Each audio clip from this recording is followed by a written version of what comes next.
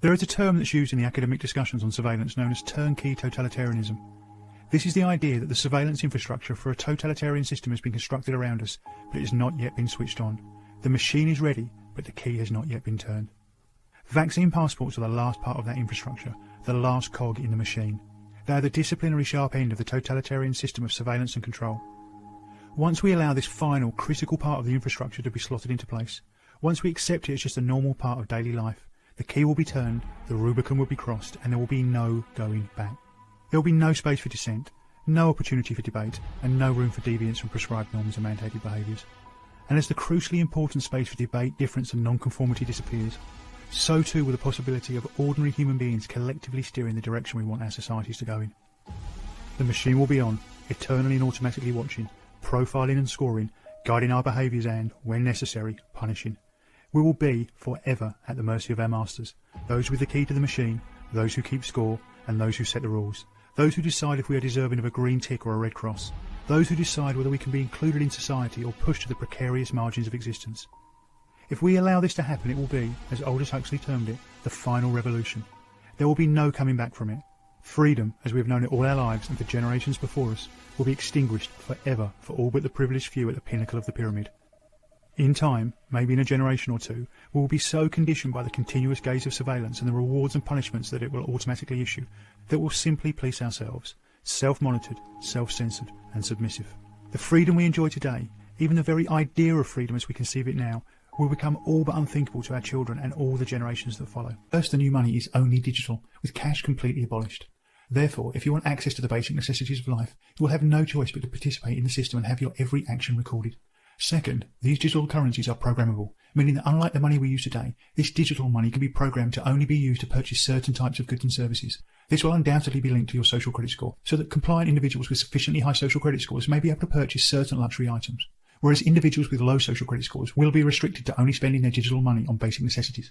Third, this programmability can extend to the ability to add an expiry date to the money, meaning that once you receive your allocated UBI, it must be spent within a matter of days or weeks.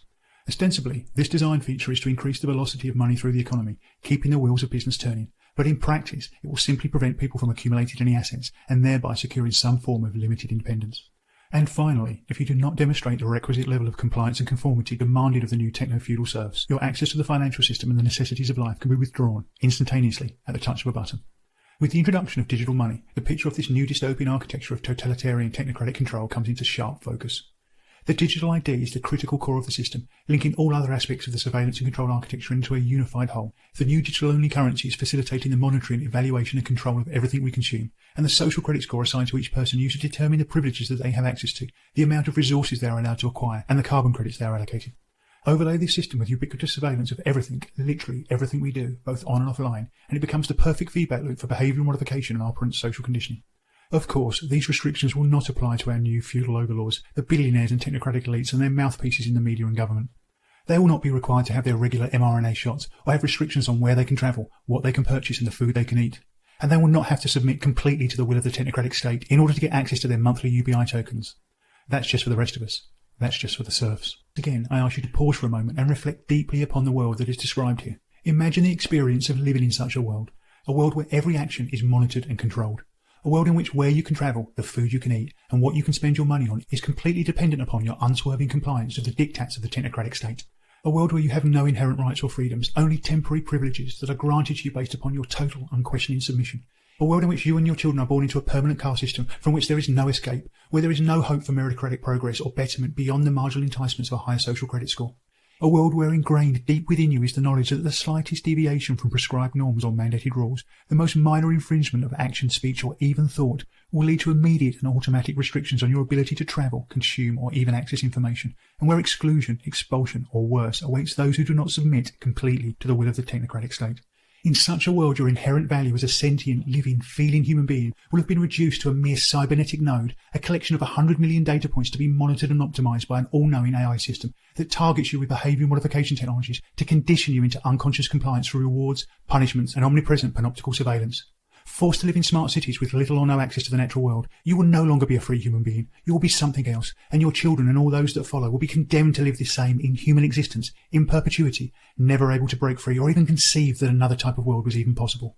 Feel into this world Allow yourself to be immersed in the horror of this dystopian nightmare. Feel the visceral, organic knowing within you that this is not right. You know in your heart that this goes against everything it means to be a sentient, living, breathing, loving, feeling human being. You know in the very marrow of your bones that this is not what we came here for. This is not our future. For no human wants their children to be born, live and die in a prison. But this is what they have planned for us. This is their great reset. And this is what will come to pass if we stand idle, silent and do nothing. We have not come this far, overcome so much, created such beauty, only to become mere cybernetic nodes in some soulless AI-driven machine, mere automatons in some vast, inescapable digital prison, to be corralled and tagged like cattle, or worse still, rounded up and exterminated like vermin.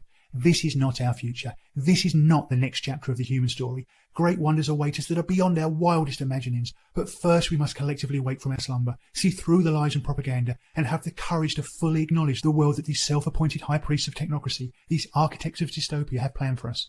Only then, when we face the Leviathan head-on, when we stand together, united in purpose and reject unequivocally their diabolical plan, can we begin to start building the more peaceful, harmonious, beautiful world that our hearts know is possible. But let us not underestimate what we are confronted by. For if the last 2.5 years have taught us anything, it should be that those who are behind this agenda do not value life, they do not cherish liberty, and they certainly do not care about the well-being of humanity. They are ruthless, they are determined, and they are completely committed to creating the dystopian world described here. For them there is no room for negotiation, and there is no plan B. They know that humanity is awakening, and they are making a dash for the finish line, and I believe there is nothing they will not do to see their plans come to fruition.